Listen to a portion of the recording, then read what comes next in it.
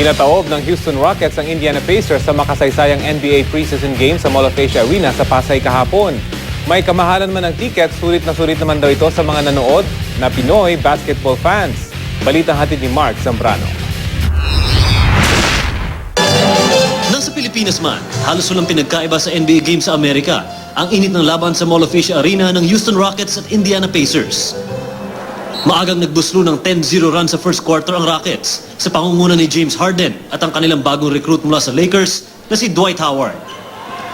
Napanatili ng Rockets ang lamang hanggang halftime sa score na 61-55. Nakatulong din ang bilis at liksi ng star point guard ng Rockets na si Jeremy Lin at streak shooter na si Chandler Parsons. Hindi na binitawan ng Houston Rockets ang laban at nagtapos ang game sa score na 116-96. Dahil unang NBA game ito sa bansa, kahit preseason lang ang laro, dagsa ang mga Pinoy basketball fans. Pati ang tubong Houston, Texas sa Amerika na si Holly Edwards, nanood at abala sa picture-taking. All of a sudden I hear, oh, the Houston Rockets are going to be here. And I was like, the Houston Rockets? They're supposed to be in Houston. I'm here. And it was crazy hearing that they're going to be here. And I was so excited. Maliban sa tickets sa 32,000 pesos ang halaga pataas na para sa pinakamagagandang pwesto, mabilis na sold out ang ibang tickets. Pero marami pa rin nagbaka sakaling makabili para masaksihan ang makasaysayang NBA game.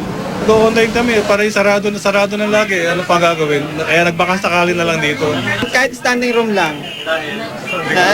Yun na, para makita lang kasi yung first time in the Philippines na magkaroon ng NBA games eh. Mark Zambrano, GMA News.